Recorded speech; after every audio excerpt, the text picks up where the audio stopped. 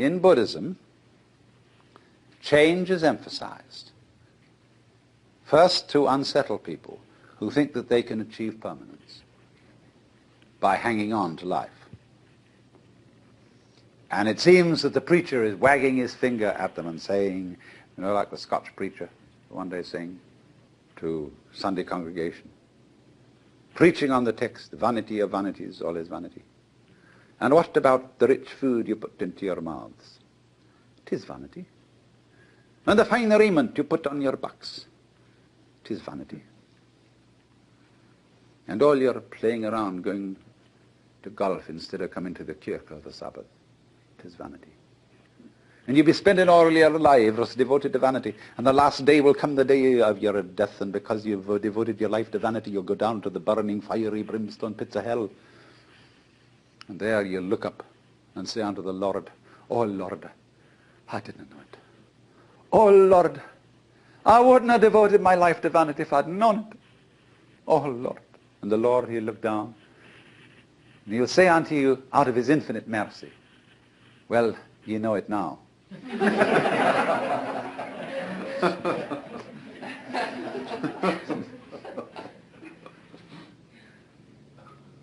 So all the preachers together, you should say, don't cling to this thing.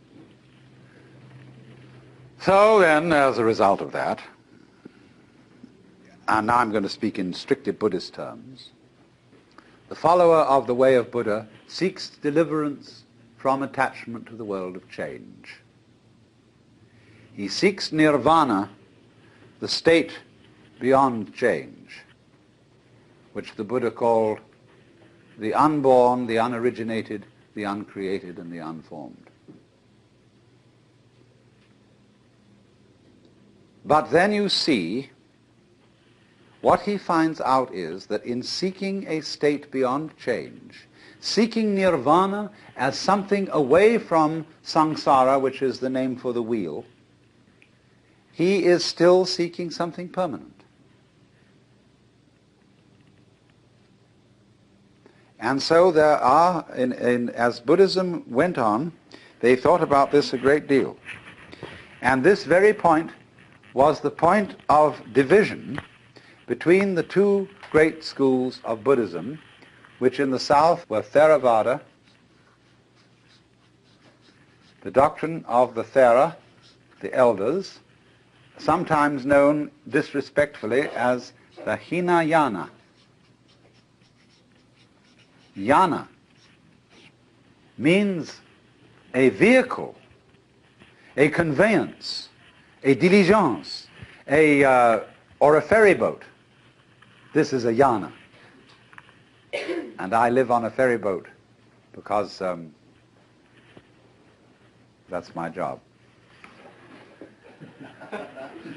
Then there is the other school of Buddhism called the Mahayana.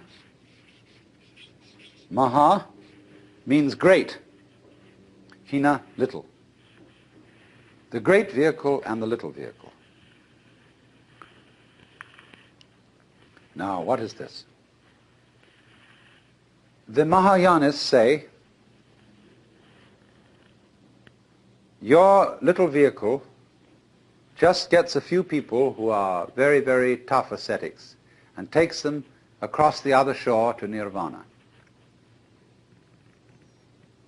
But the great vehicle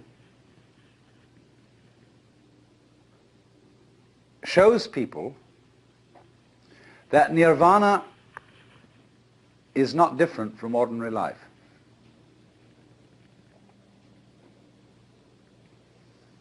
So that when you have reached nirvana, if you think, now I have attained it, now I have succeeded, now I have caught the secret of the universe, and I am at peace, you have only a false peace. You have become a stone Buddha. You have a new illusion of the changeless. So it is said that such a person is a Pratyeka Buddha. That means private Buddha. I've got it all for myself. And in contrast with this kind of Pratyeka Buddha, who gains nirvana and stays there, the Mahayanists use the word bodhisattva.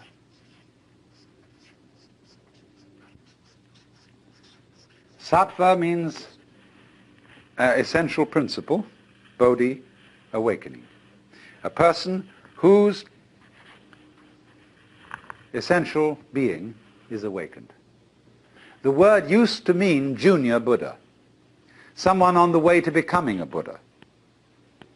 But in the course of time, it came to mean someone who had attained Buddhahood, who had reached nirvana, but who returns into everyday life to deliver all other beings. This is the popular idea of a bodhisattva, a savior. And so in the popular Buddhism of Tibet and China and Japan, people worship the bodhisattvas, the great bodhisattvas, as saviors. Say the hermaphroditic Kuan Yin. People love Kuan Yin because he could be a Buddha, but has come back into the world to save all beings. The Japanese call he Kannon. And they have in Kyoto an image of Kannon with 1,000 arms, radiating like a great aureole all round this great golden figure. And these 1,000 arms are 1,000 different ways of rescuing beings from ignorance. Kannon is a funny thing. I remember one night when I suddenly realized that Kannon was incarnate in the whole city of Kyoto. That this whole city was Kannon. That the police department, the taxi drivers, the fire department, the mayor and corporation, the shopkeepers, insofar as this whole city was a collaborate effort to sustain human life, however bumbling, however inefficient, however corrupt, it was still a manifestation of Kannon, with its 1,000 arms, all working independently, and yet one. So they revere those bodhisattvas as the saviors who've come back into the world to deliver all beings. But there is a more esoteric interpretation of this. The bodhisattva returns into the world. That means he has discovered that you don't have to go anywhere to find nirvana. Nirvana is where you are, provided you don't object to it.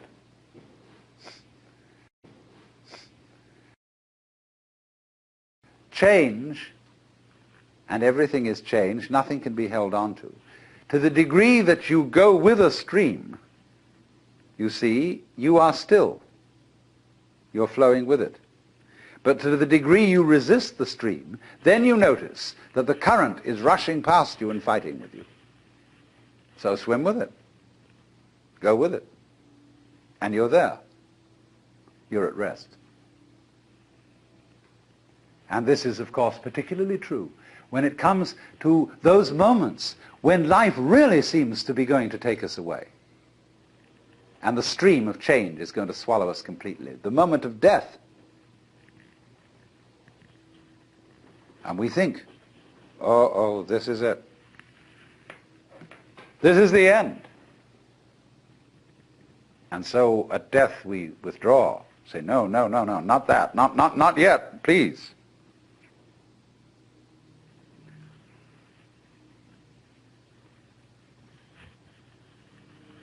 But actually, the whole problem is that there really is no other problem for human beings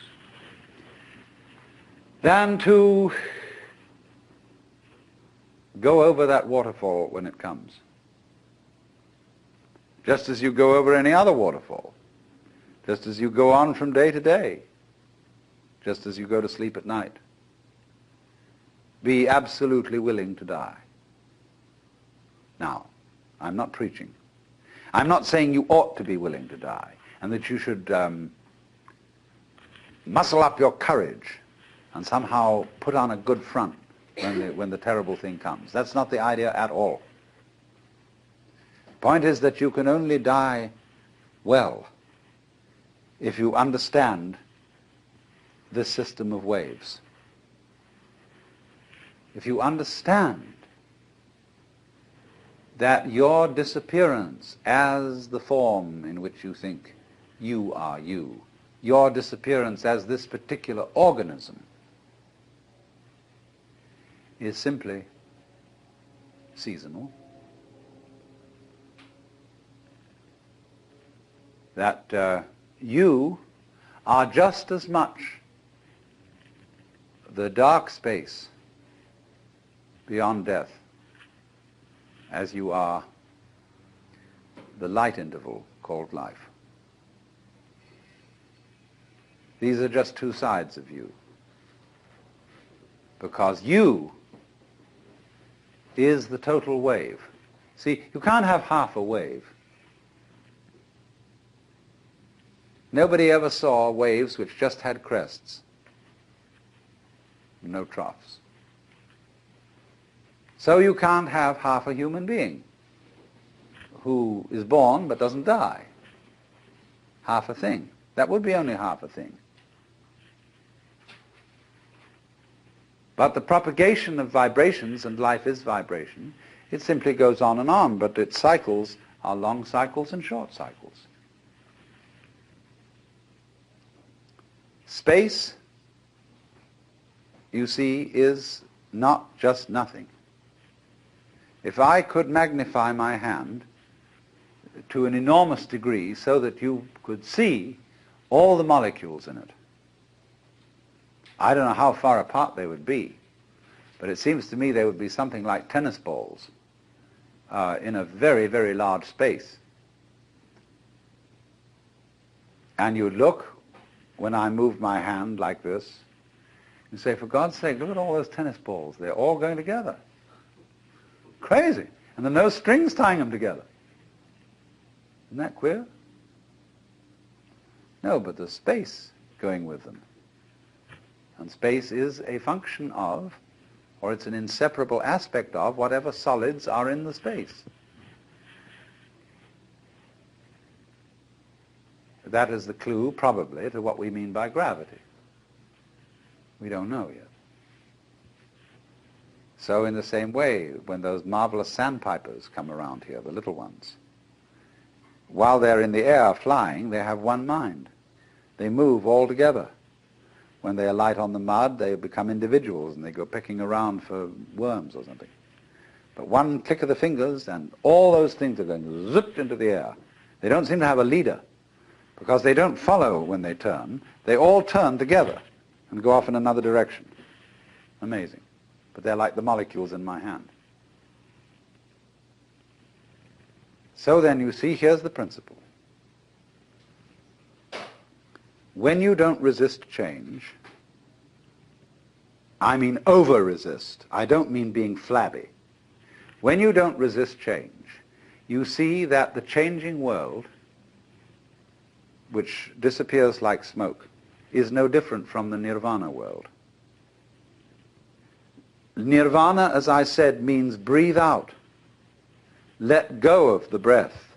So in the same way, don't resist change. It's all the same principle. So the Bodhisattva saves all beings, not by preaching sermons to them, but by showing them that they are delivered, they are liberated, by the very fact of not being able to stop changing. You can't hang on to yourself. You don't have to try not to hang on to yourself. It can't be done. And that is salvation. Memento mori, be mindful of death. Gurdjieff says in one of his books that the most important thing for anyone to realize is that you and every person you see will soon be dead. See, it sounds so gloomy to us because we have devised a culture fundamentally resisting death. I love the story of a conversation at an English country house at a dinner party where the hostess started up the question of death and asked the various guests what they thought was going to happen to them when they die. And some thought about reincarnation, and others thought about various kinds of different planes of being, and others thought they were going to be annihilated. But none of the guests had answered except Sir Roderick, who was a kind of a military type, but a very devout pillar of the Church of England. He was the church warden, chief of the vestry in the local country parish. And the lady said, "Sir Roderick, you haven't said a word. What do you think is going to happen to you when you die?" "Oh," he said, "I am perfectly certain that I shall go to heaven and enjoy everlasting bliss, but I wish you wouldn't indulge in such a depressing conversation."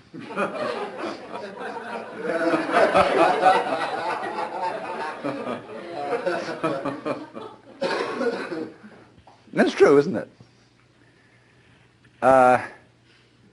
Death in the Western world is a real problem. We hush it up. We pretend it hasn't happened. Our morticians, who are very smart commercial operators, know exactly what's expected of them. And they make death just awful by pretending it doesn't happen.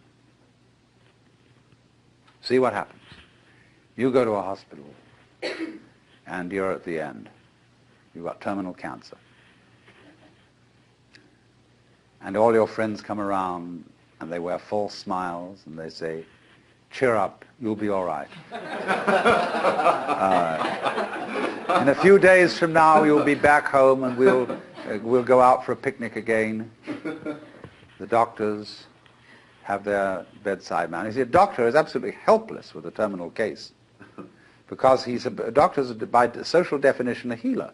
And he's not allowed to help you die. He's out of role. Even though, he may sneak behind the rules and do it, but he's got to heal you.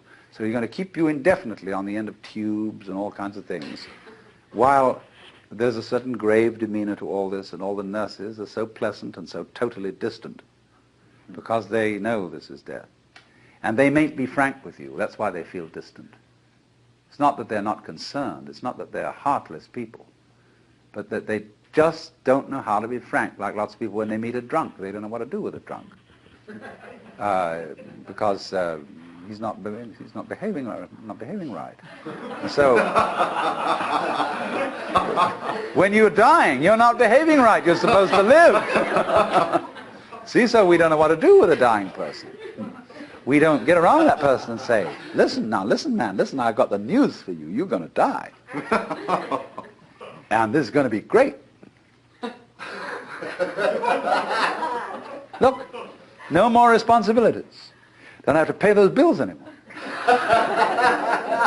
Don't have to worry about anything. You're going to just die. And let's go out with a bang. Let's have a party, see? We'll put some that morphine in you so that you won't hurt too much. But we were going to prop you up in bed, and we're going to bring all our friends around, and we're going to have champagne, and you're going to die at the end of it, see? And it's going to be just marvelous. Just like being born, see? When we had birth problems, see, all women used to think that birth had to be painful. It was good for them. It was one of the things you had to suffer because you'd been screwing around with people, and therefore you had to have a child, and it's got to hurt. And then the doctors got together and they scratched their heads, and the man called Grantley Dick Reed said, "No, birth doesn't hurt, it's natural." All we've got to do is to talk these women into the idea that it doesn't hurt, that all these so-called pains are just tensions, and that birth is great. It's not a disease. It's not really something you ought to go to hospital for, because you associate hospitals with diseases and sickness. Birth isn't sickness. All right, now let's do some new thinking. What about death? Is death sickness? Or is it a healthy, natural event like being born? Of course it is. So, I mean, a little change in social attitude about this will fortify everybody else.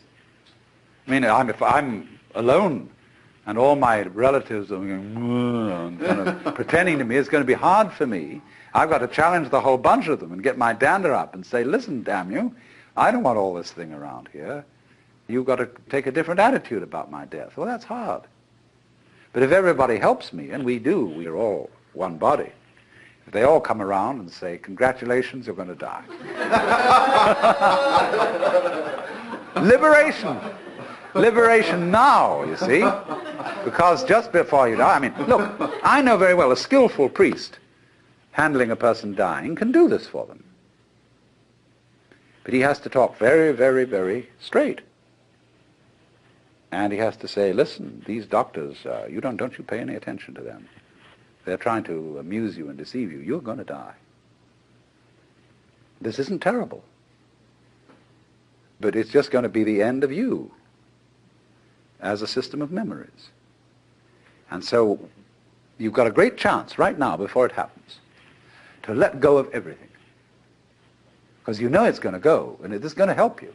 It's going to help you let go of everything. So if you have any possessions left, give them away. Give everything away. And if you have anything to say that is you felt that you ought to say before you die, and that you're kind of hanging on to and it's bothering you, say it. I mean, I don't mean necessarily a last confession, but say it said that Adlai Stevenson, shortly before he died, said that he had been making a monkey of himself because he didn't agree with the government's policy about something or other. You know, he had to get that off his chest because he had a little thought in the back of his mind that things were catching up with him. You see? So the moment comes when this thing called death has to be taken completely, not as some ghastly accident, something that all the friends are going to stay away because you're awful. I mean, sometimes people, when they die, are in a very unpleasant physical condition. They don't smell good, they don't look good, and so on. But an enormous amount can be done with scientific methods to make things reasonably tidy from a purely sensory point of view. But the main thing is the attitude that death is as positive as birth and should be a matter for rejoicing, because death is the symbol of the liberation. There is a wonderful saying that Ananda Kumaraswamy used to quote. I pray that death will not come and find me still unannihilate. In other words, that man dies happy if there is no one to die. In other words, if the ego has disappeared before death caught up with it. But you see, the knowledge of death helps the ego to disappear, because it tells you you can't hang on. So what we need, if we're going to have a good religion around, that's one of the places where it can start. Having, I don't know, well, nowadays I suppose they'd call it the Institution for Creative Dying.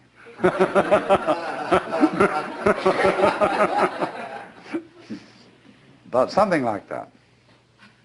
And you can have one department where you can have champagne cocktail party to die with, another department where you can have glorious religious rituals and priests and things like that, another department where you can have psychedelic drugs, another department where you can have special kinds of music, anything, you know.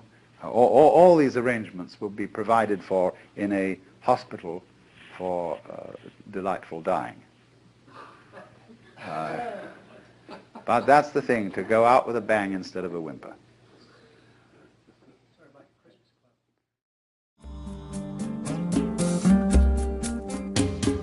Out of Your Mind now continues with the next lecture from the World as Emptiness lecture series.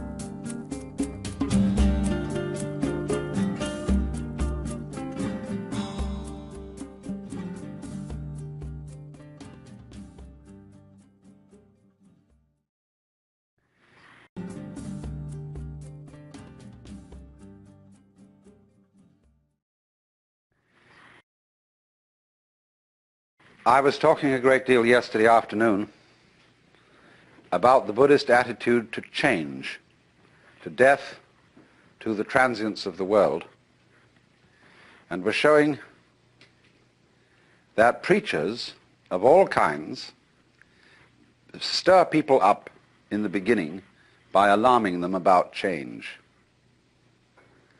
That's like somebody, actually raising an alarm, just in the same way as if I want to pay you a visit, I ring the doorbell. And then we can come in and I don't need to raise an alarm anymore. So in the same way, it sounds terrible, you see, that everything is going to die and pass away, and here you are, thinking that happiness, sanity, and security consist in clinging on to things which can't be clung to, and in any case there isn't anybody to cling to them. And the whole thing is the weaving of smoke. So that's the initial standpoint. But as soon as you really discover this and you stop clinging to change, then everything is quite different. It becomes amazing. Not only do all your senses become more wide awake, not only do you feel almost that you're walking on air, but you see finally that there is no duality, no difference between the ordinary world and the nirvana world. They're the same world, but what makes the difference is the point of view. And of course, if you keep identifying yourself with some sort of stable entity that sits and watches the world go by, you don't acknowledge your union, your inseparability from everything else that there is. You go by with all the rest of the things. But if you insist on trying to take a permanent stand, on trying to be a permanent witness of the flux, then it grates against you, and you feel very uncomfortable. But it is a fundamental feeling in most of us that we are such witnesses. We feel that behind the stream of our thoughts, of our feelings, and our experiences, there is something which is the thinker, the feeler, and the experiencer. Not recognizing that that is itself a thought, feeling, or experience, and it belongs within and not outside the changing panorama of experience. It's what you call a cue signal. In other words, when you telephone and your telephone conversation is being tape recorded, it's the law that there shall be a beep every so many seconds. And that beep cues you in to the fact that this conversation is recorded. So in a very similar way, in our everyday experience, there's a beep which tells us this is a continuous experience, which is mine. Beep. In the same way, for example, it is a cue signal when a composer arranges some music and he keeps in it a recurrent theme, but he makes many variations on it. Or more subtle still, he keeps within it a consistent style. So you know that it's Mozart all the way along, because that sounds like Mozart. But there isn't, as it were, a constant noise going all the way through to tell you it's continuous, although in Hindu music they do have something called the drone. There is behind all the drums and every kind of singing something that goes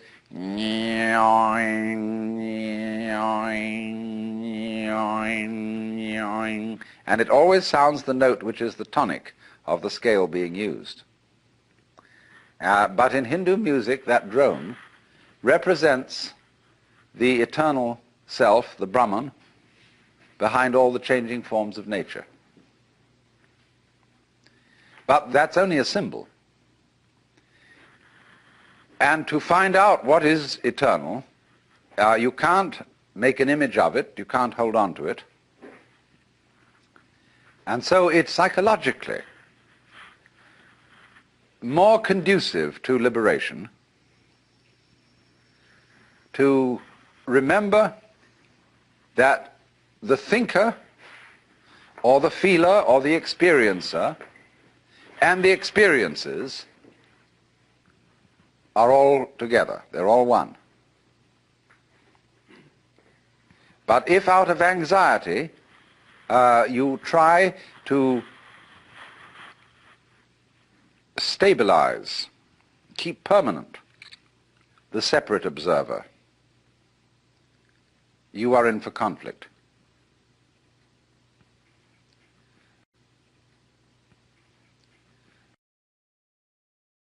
Of course, the separate observer, the thinker of the thoughts, is an abstraction which we create out of memory. We think of the self, the ego, rather, as a repository of memories, a kind of safety deposit box or record or filing cabinet place where all our experiences are stored. Now, that's not a very good idea. It's more that memory is a dynamic system, not a storage system. It's a repetition of rhythms. And these rhythms are all part and parcel of the ongoing flow of present experience. In other words, first of all, how do you distinguish between something known now and a memory? Actually, you don't know anything at all until you remember it. Because if something happens that is purely instantaneous, if a light flashes, or to be more accurate, if there is a flash lasting only 1/1,000,000th of a second, you probably wouldn't really experience it because it wouldn't give you enough time to remember it. We say in customary speech, well, it has to make an impression. So in a way, all present knowledge is memory, because you look at something and for a while the rods and cones in your retina respond to that, and they do their stuff, jiggle, jiggle, jiggle. It's all vibration. And so as you look at things, they set up a series of echoes in your brain. And these echoes keep reverberating because the brain is very complicated. First of all, everything you know is remembered, but there is a way in which we distinguish between seeing somebody here now and the memory of having seen somebody else who is not here now, but whom you did see in the past, and you know perfectly well when you remember that other person's face, it's not an experience of the person being here. How is this? Because memory signals have a different cue attached to them than present time signals. They come on a different kind of vibration. Sometimes, however, the wiring gets mixed up, and present experiences come to us with a memory cue attached to them. And then we have what is called a déjà vu experience. We are quite sure we've experienced this thing before. But the problem that we don't see, don't ordinarily recognize, is that although memory is a series of signals with a special kind of cue attached to them so that we don't confuse them with present experience, they are actually all part of the same thing as present experience. They are all part of this constantly flowing life process, and there is no separate witness standing aside from the process, watching it go by. You're all involved in it. Now, accepting that, you see, going with that, although at first it sounds like the knell of doom, is if you don't clutch it anymore. Splendid. That's why I said that death should be an occasion for a great celebration, that people should say, happy death to you, and always surround death with joyous rites, because this is the opportunity for the greatest of all experiences when you can finally let go because you know there's nothing else to do. There was a kamikaze pilot who escaped because his plane that he was flying at an American aircraft carrier went wrong, and he landed in the water instead of hitting the plane, so he survived. But he said afterwards that he had the most extraordinary state of exaltation. It wasn't a kind of patriotic ecstasy, but the very thought that in a moment he would cease to exist, that he would just be gone, for some mysterious reason that he couldn't understand, made him feel absolutely like a god. Well then, in Buddhist philosophy, this a sort of annihilation of oneself, this acceptance of change, is the doctrine of the world as the void. This doctrine did not emerge very clearly, very prominently in Buddhism until quite a while after Gautama the Buddha had lived. We begin to find this, though, becoming prominent about the year 100 BC. And by 200 AD, it had reached its peak. And it was developed by the Mahayana Buddhists, and it is the doctrine of a whole class of literature which goes by this complex name, Prajna Paramita. Now, Prajna means wisdom. Paramita, for crossing over, for going beyond. There is a small Prajna Paramita Sutra, a big Prajna Paramita Sutra, and then there's a little short summary of the whole thing called the Hridaya, or Heart Sutra. And that is recited by Buddhists all over Northern Asia, Tibet, China, and Japan. And it contains the saying, that which is void is precisely the world of form, that which is form is precisely the void. Form is emptiness, emptiness is form, so on. And it elaborates on this theme. It's very short, but it's always chanted at important Buddhist ceremonies.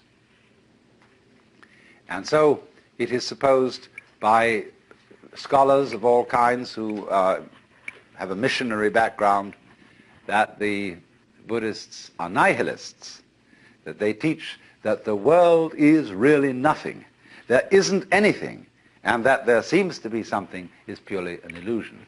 But of course this philosophy is much more subtle than that. The main person who was responsible for developing and maturing this philosophy was Nagarjuna. and he lived about 200 AD. One of the most astonishing minds that the human race has ever produced. And the name of Nagarjuna's school of thought is Madhyamika, which means really the doctrine of the middle way. But it's sometimes also called the doctrine of emptiness, or Shunyavada, from the basic word shunya, or sometimes shunya has ta added on the end, and that ta means ness, emptiness.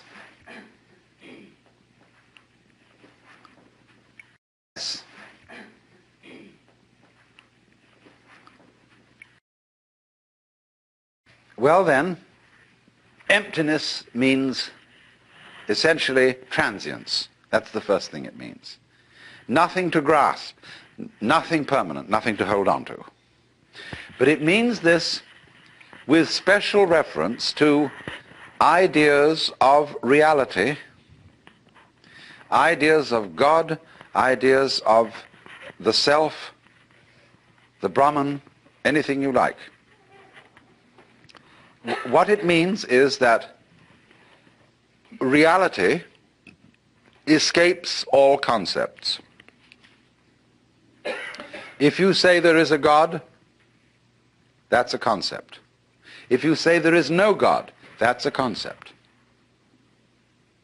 And Nagarjuna is saying that always your concepts will prove to be attempts to catch water in a sieve or wrap it up in a parcel. So he invented a method of teaching Buddhism which was an extension of the dialectic method that the Buddha himself first used, and this became the great way of studying, especially at the University of Nalanda, which has been re-established in modern times, but of course it was destroyed by the Muslims when they invaded India. The University of Nalanda, where the dialectic method of enlightenment was taught. The dialectic method is perfectly simple. It can be done with an individual student and a teacher, or with a group of students and a teacher. And you would be amazed how effective it is when it involves precious little more than discussion. Some of you, no doubt, have attended tea groups, blab labs, in which people are there and they don't know quite why they're there, and there's some sort of a so-called resource person to disturb them. And after a while they get the most incredible emotions, and somebody tries to dominate the discussion of the group, say, and then the group kind of goes into the question of why he's trying to dominate it, and so on and so forth. Well, these were the original blab labs. And they have been repeated in modern times with the most startling effects. That is to say, the teacher gradually elicits from his participant students what are their basic premises of life. What is your metaphysic? In the sense, I'm not using metaphysic in a kind of a spiritual sense, but what are your basic assumptions? What real ideas do you operate on as to what is right and what is wrong, what is the good life and what is not? What arguments are you going to argue strongest? Where do you take your stand? The teacher soon finds this out for each individual concerned, and then he demolishes it. He absolutely takes away that person's compass. And so they start getting very frightened and say to the teacher, all right, I see now, of course I can't depend on this, but what should I depend on?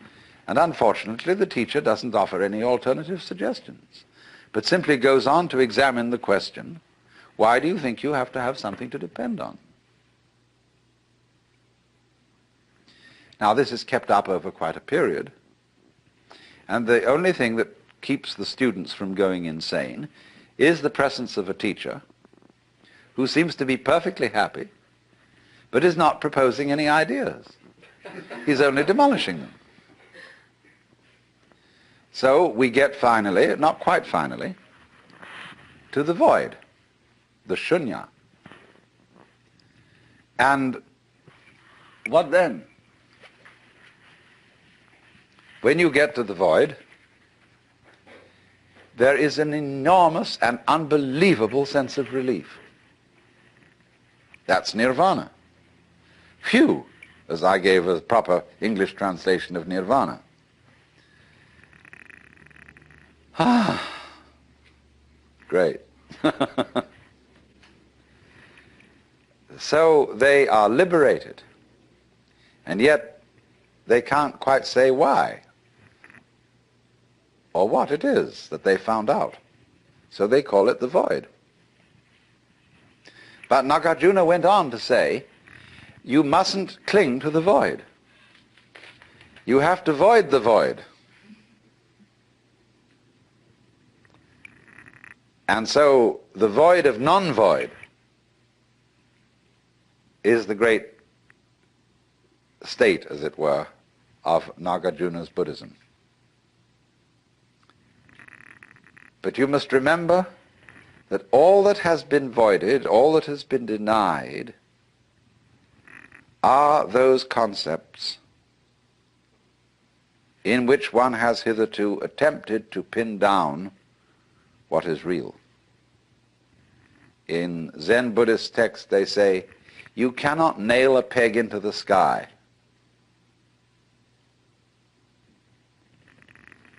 And so,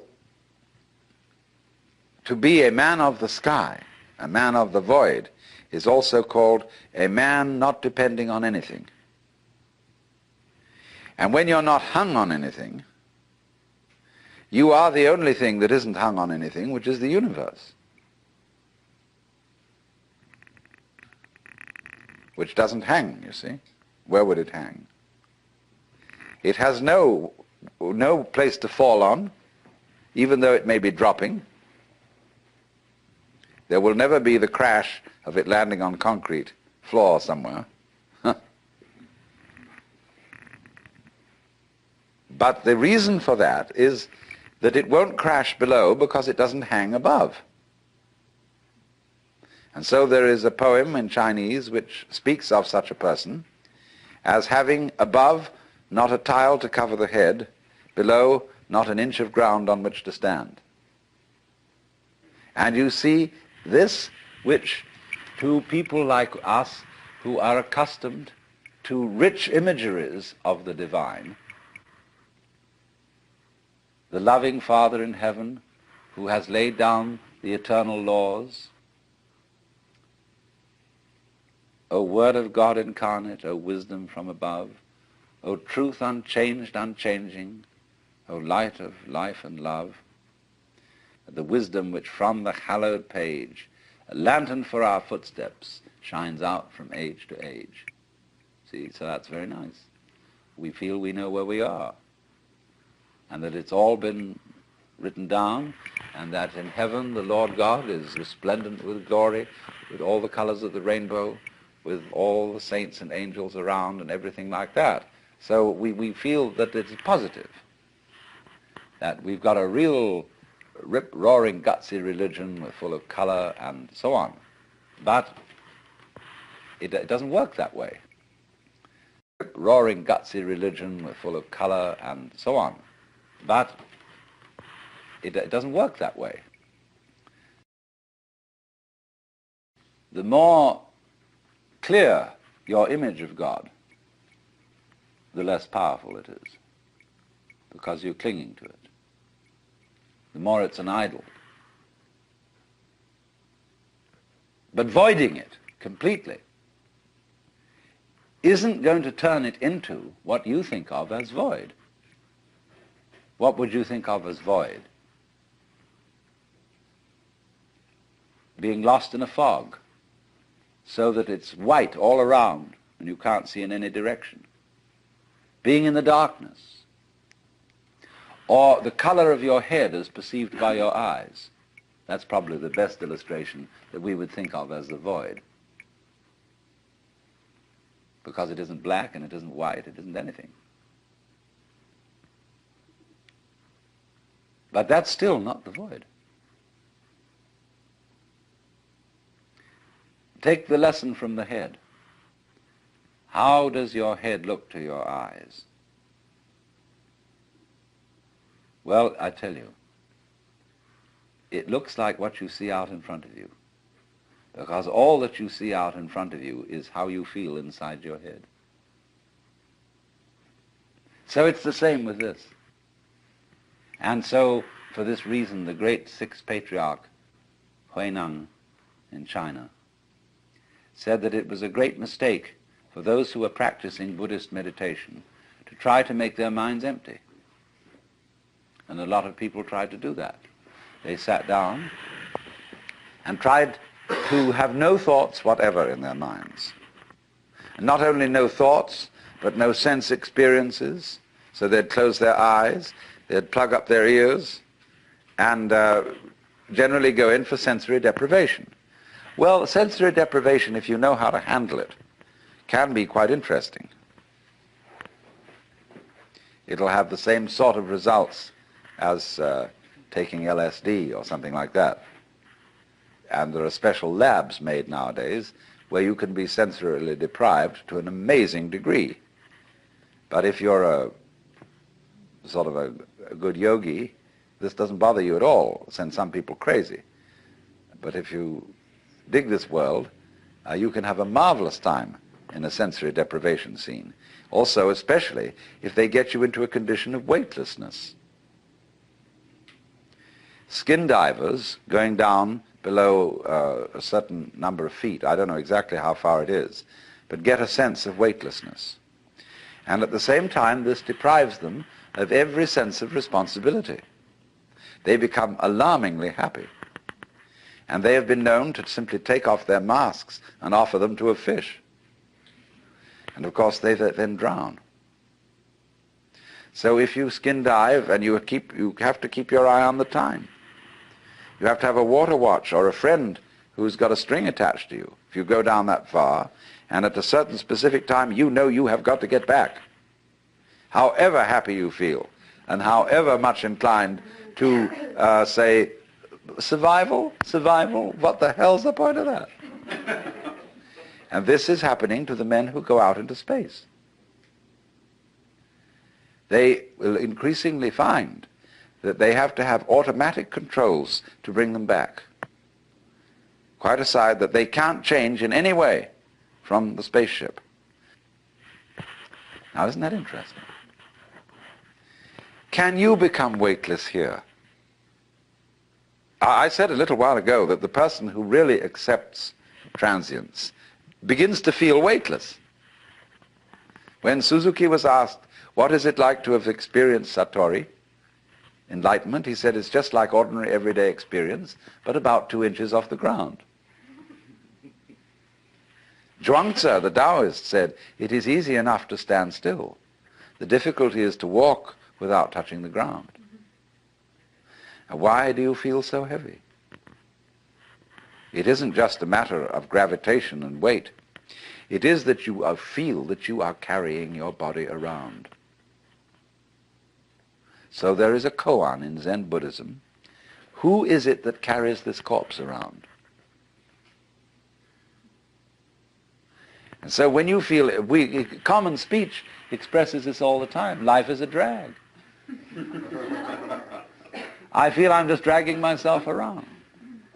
My body is a burden to me. To whom? To whom? That's the question. You see? And when there is nobody left for whom the body can be a burden, the body isn't a burden. But so long as you fight it, it is.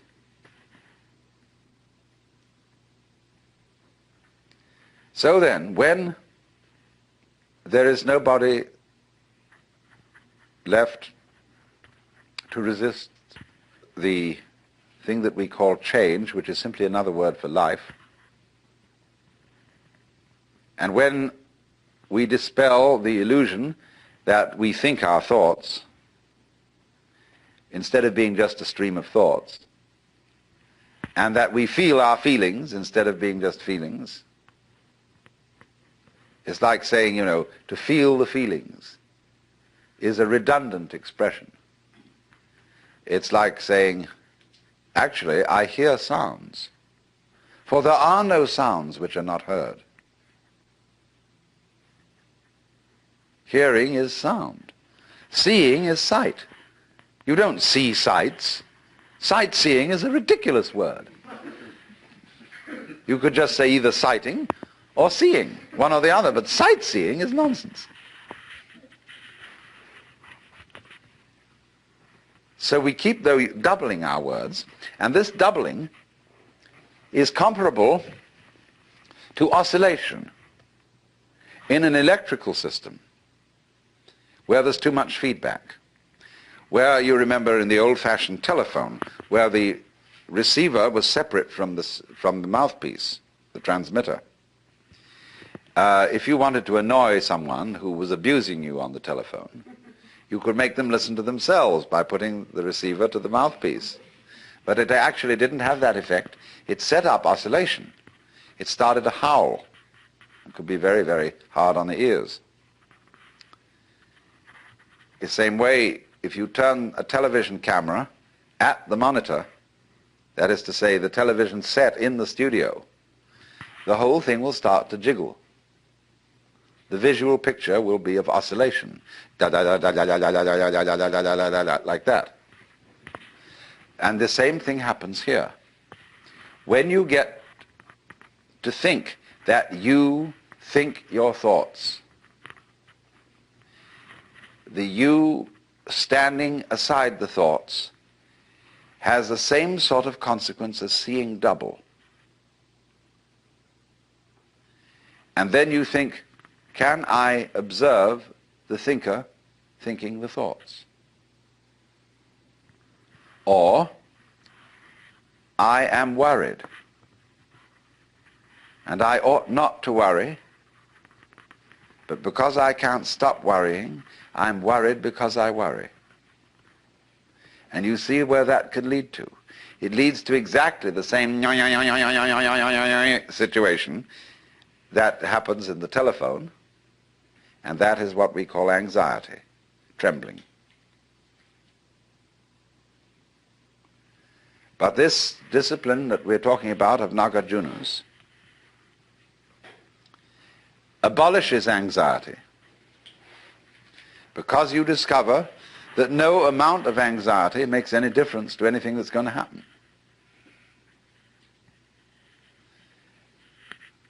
In other words, from the first standpoint, the worst is going to happen.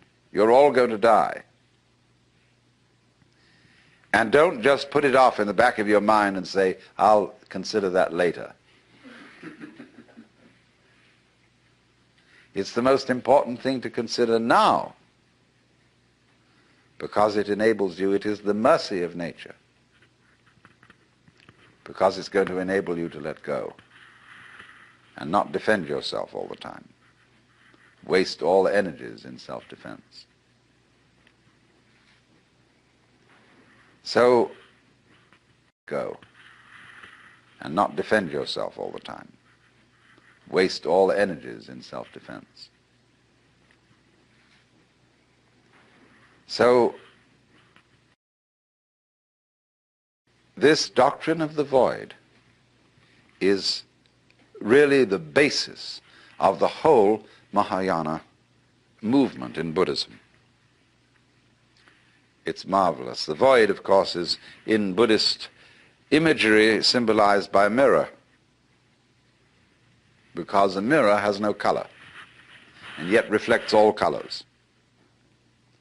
When this man I talked to you of, Huineng, said that you shouldn't just try to cultivate a blank mind, what he said was this: the void, shunyata, is like space. Now, space contains everything. The mountains, the oceans, the stars, the good people and the bad people, the plants, the animals, everything.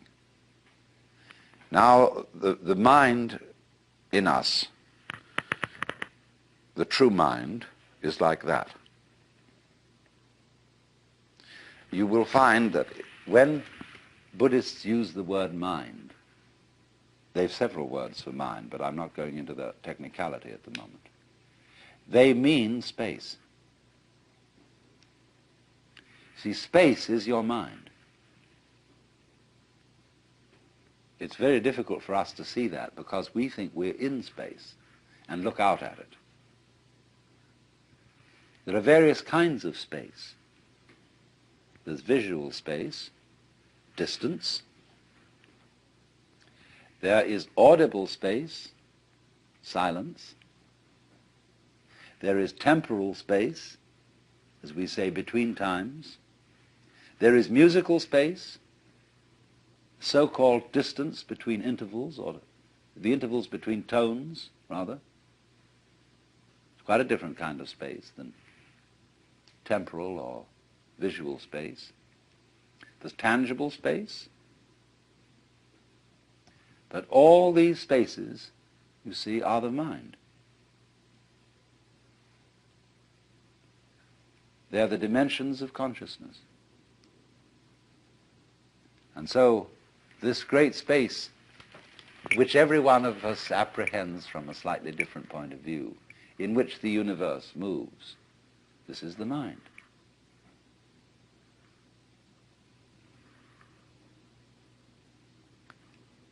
So it's represented by a mirror, because although the mirror has no color, it is for that reason able to receive all the different colors. Meister Eckhart said, in order to see color, my eye has to be free from color.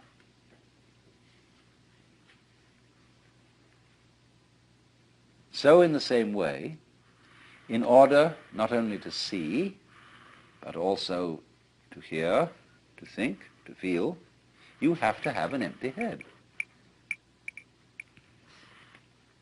And the reason why you are not aware of your brain cells, unless you're only aware of your brain cells if you get a tumor or something in the brain, when it gets sick. But in the ordinary way, you're totally unconscious of your brain cells. They're void. And for that reason, you see everything else.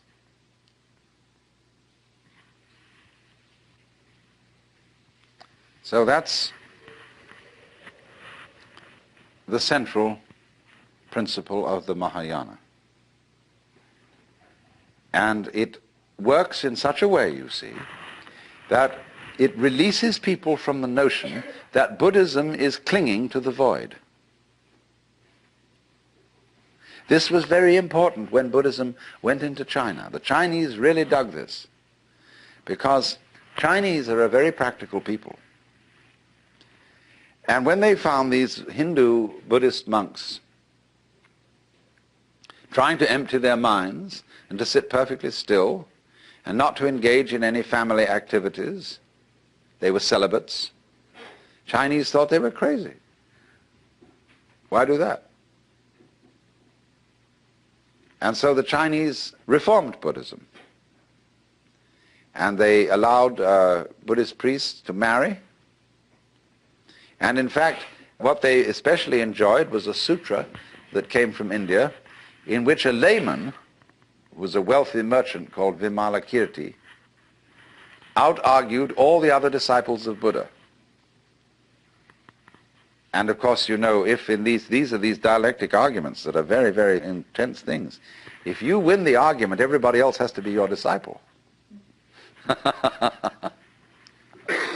So Vimalakirti, the layman, won the debate, even with Manjusri, who is the bodhisattva of supreme wisdom. They all had to see a contest to define the void. And all of them gave their definitions. Finally, Manjusri gave his. And Vimalakirti was asked then for his definition, and he said nothing. And so he won the whole argument. The thunderous silence.